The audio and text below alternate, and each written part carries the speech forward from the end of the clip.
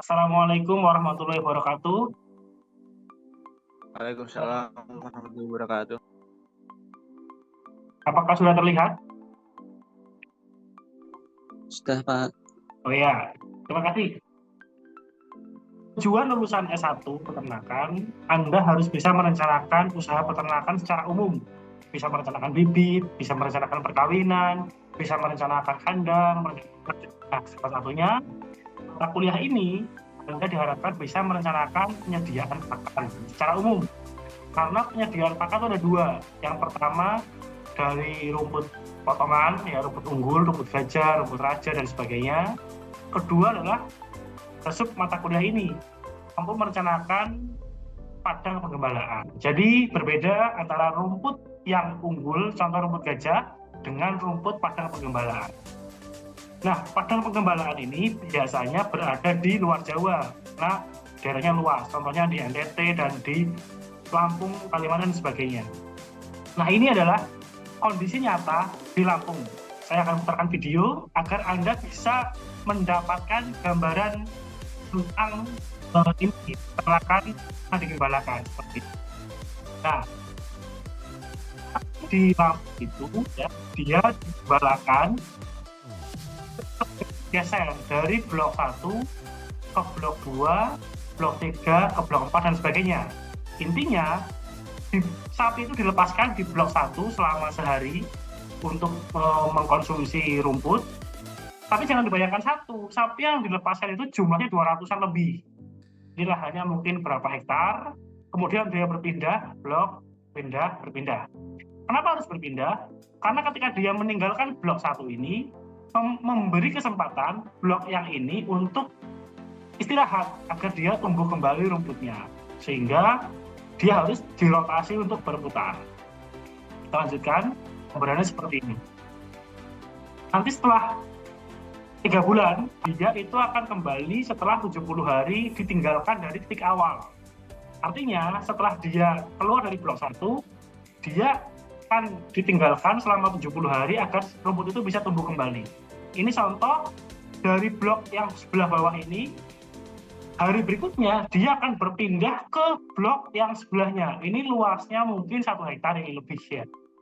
Dibatasi oleh pagar seperti ini. Ini mengandung listrik. Jadi sapi itu sudah paham, dia tidak akan mungkin nempel ke sini karena dia akan strom. Dia akan ngikutin area yang dipandu. Nanti petugasnya hanya memanggil dengan suara tertentu, misalnya tepuk tangan atau apa, dia akan mendekati dan dia akan berpindah. Sambil dipindah, ini akan dihitung berapa sapi yang lewat ke area itu, sehingga dia tahu sapi itu berapa ratus, bertambah atau berkurang. Sampai di sini paham? Lalu apa manfaatnya kita lakukan analisis rumput potongan? Yang pertama, kita menjadi bisa menentukan secara akurat berapa jumlah sapi yang pas, tidak kelebihan, tidak kekurangan. Kedua, sebagai konsultan mungkin suatu saat. Ketiga, sebagai memberi masukan kepada dinas, Pemda, dan sebagainya. Misalnya, area Lampung ternyata masih bisa menampung sapi lebih banyak karena punya kebun sawit yang luas, dan sebagainya. Nah, lalu bagaimana cara kita menganalisis? Ada beberapa tahapan ya untuk menganalisis. Yang pertama, menentukan lokasi akan diambilnya sampel atau kuadran untuk menentukan produksi. Yang kedua, menghitung produksinya, gampang ya, dipotong, ditimbang. Yang berikutnya, menentukan PUF. Apa itu PUF? PUF itu adalah proper use factor. Biasanya penggunaan PUF itu rata-rata di tengah-tengah ini, kita pakai yang 50%. Lanjutkan. Lalu kita cari kebutuhan per ekor sapi, sangat mudah ya. Kebutuhan per ekor sapi 10% dari bobot. Bobot sapi kira-kira rataannya 300 kilo. Jadi 10% kali 300 kilo berarti per hari 30 kilo. Dan setelah tahu produksinya dibandingkan dengan kebutuhannya, kita bisa menentukan berapa kapasitas tampung. Oke, kita lanjutkan ya. Pertama, penentuan lokasi. Kita mengambil sampel 1 kali 1 meter seperti ini, pegel 1, tinggal dipotong ya semua, ditimbang. Lanjutkan. Bagaimana meletakkannya, Pak? Nah, meletakkannya seperti ini. Titik A yang pertama kita taruh bebas. Kemudian jarak 10 meter ke arah kanan, kita letakkan titik B. Lalu titik C atau pedok 3 kita letakkan 120 meter ke arah depan. Oke, Pak. Paham ya? Cara meletakkannya seperti itu. Lanjutkan ya. Sumber tadi kita Riyadi. Nah, sekarang produksinya. Ini di jurnal. Produksi rumput potongan di bulan penghujan sekitar 900 gram per meter. Produksi di musim kemarau sekitar 250 gram per meter. Nah, ini kita rangkum. Maka saya boleh mengasumsikan dong di antara itu. Saya asumsikan produksinya 800 gram per meter. Lalu ini tadi ya, ini membedakan kalau yang kita rumput potongan yang bukan potongan ya, penggembalaan pakai yang gambar B ya, yang ini ya. Kalau yang teman lain yang besok menganalisa rumput unggul lah yang ini. Jadi bisa ada tahu bedanya ya, terlihat bedanya bahwa yang kita ambil untuk yang rumus Poisson untuk pada penggembalaan jangan yang ini. Ini diambil untuk untuk rumput yang unggul. Tadi sudah saya ambil contoh. Kita ambil kuadran B yang ini ya, produksinya 800 gram per meter dikalikan PUF setengah ya. Jadi produksinya 0,4 kg per meter. Dalam sehektar kita perkirakan 10.000 meter persegi dikalikan 0,4 tadi PUF-nya kan ya. Jadi ketemunya sehektar dia hanya 4 ton ya per hektar. Coba Pak diulang Pak, tadi kepotong Pak sinyalnya. Ya oke. Produksinya kita ambil contoh yang B ya, karena ini kan rumput penggembalaan. Kalau rumput unggul, ambil yang A, ini gambarnya beda tuh. Ini gambar tinggi ya, ini tinggi rumput gajah nih contohnya. Kalau ini kita pakai yang B karena kita analisa ladang penggembalaan. Produksinya berapa Pak? Saya ambil contoh 800 gram per meter. Nah ini contohnya dipotong semua, terus dimasukin plastik, ditimbang. Ini beratnya 800 gram. Karena kita menggunakan faktor setengahnya, TUF-nya tadi separuh, jadi dikalikan setengah. Jadi kita asumsikan yang produksinya aslinya 800, kita perhitungan cuma 400. Nah, setelah tahu per meter cuma 400 gram, kita kalikan sehektar 10.000. Jadi produksinya adalah 4.000 kilo per hektar. Sampai sini paham? Paham Pak, paham. Oke, paham ya, lanjutkan ya. Tentunya kebutuhan sapi kan sangat mudah ya, 10% kali bobot, dia butuh 30 kilo per hari. Paham ya?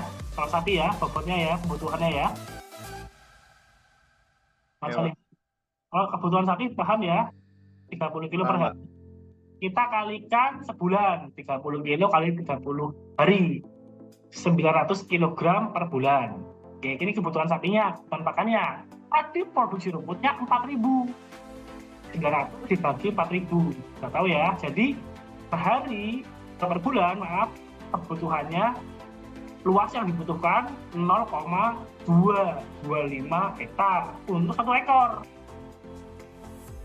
Itu jika asumsinya sapi ini dilepas terus-menerus tanpa ada istirahat. Nah, karena ada istirahat, sapi harus berpindah seperti ini ya. Sapi harus berpindah rotasi dari misalnya hari ini ya makan di sini, kemudian pindah ke sini, ke sini ya. Contohnya seperti ini contoh yang ada tanggalnya. Contoh tanggal 1 sampai tanggal 7 Januari 2020 di sini ya. Kemudian setelah seminggu dia pindah ke pedok kedua. Setelah seminggu pindah ke pedok berikutnya, setelah seminggu pindah ke pedok berikutnya. Jadi ini ada waktu sebulan. Dia pindah ke sini ya sampai sini. Paham ya? Ada perpindahan.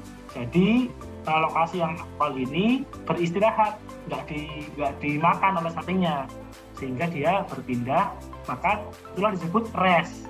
Nah, tadi itu kan kita menghitung produksinya 4.000, kebutuhannya 900. Itu kalau terus-menerus diambil, padahal kenyataannya ada masa di mana kotak ini nggak ada sapinya, harus ditinggal. Nah, itulah kita menghitung berapa kalau kita perhitungkan kotakan ini tidak ada sapinya. Ini termasuk, nah ini contohnya ya.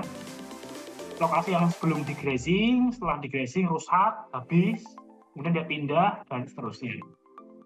Nah, jadi kita sudah perkirakan kondisi pedok ini tanpa digrazing atau ditinggalkan itu selama 70 hari atau 2 bulan lebih sedikit, itu di daerah tropis Indonesia. Karena memang kebanyakan untuk area-area pastura seperti ini berada di NTT, Flores, dan sebagainya yang iklimnya itu kering sehingga lebih lama dia regrowth-nya.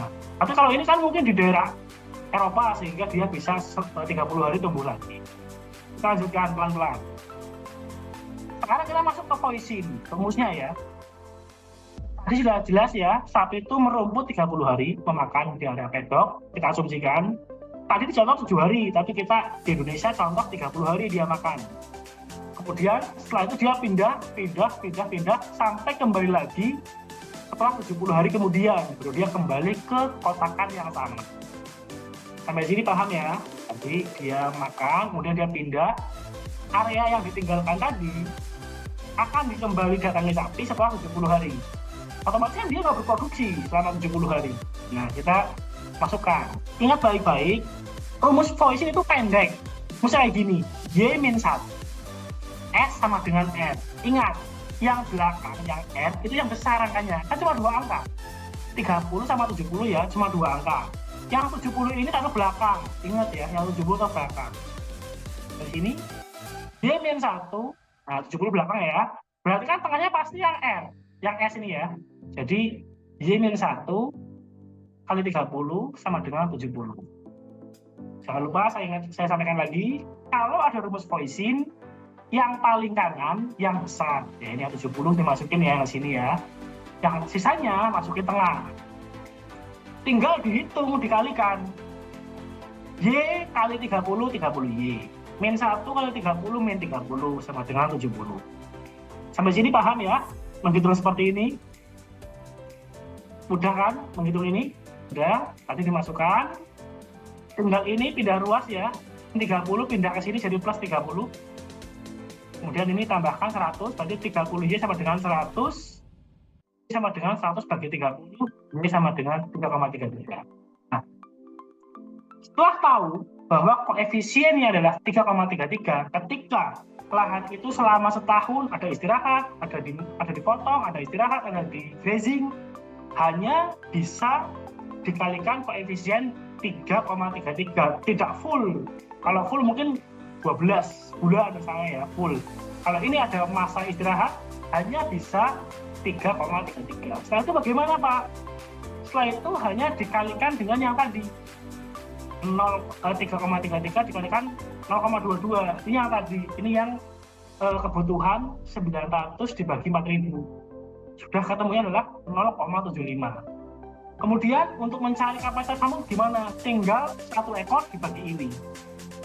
Nah, di 1 hektar, ketika sapi itu dilepaskan, dilepaskan selama 12 bulan, setahun penuh, itu dengan produksi 800 gram TUF 50%, dia bisa menampung 1,33 ekor sapi per hektar. Misalnya, ada berapa hektar tinggal dikalikan, misalnya ada 20 hektar nih, 20 hektar tinggal dikalikan. Contoh lahan 20 hektar, ini dikalikan 20 hektar dikalikan tadi 1,33. Jadi dia bisa menampung 27 ekor sapi selama 1 tahun. Paham? Ada pertanyaan?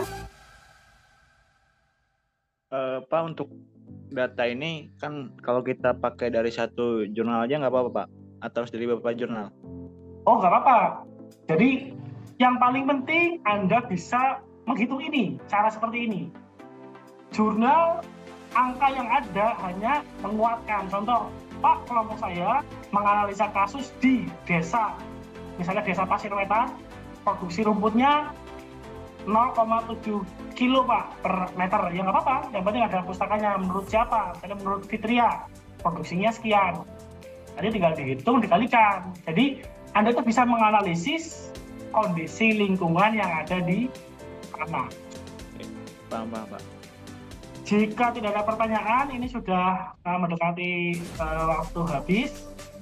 Tadi saya ulang kembali bahwa kepentingan kita untuk menghitung TUF adalah agar kita bisa dengan akurat merencanakan berapa ekor jumlah sapi yang sesuai digembalakan pada suatu lahan penggembalaan. Akhir kata, wassalamualaikum warahmatullahi wabarakatuh.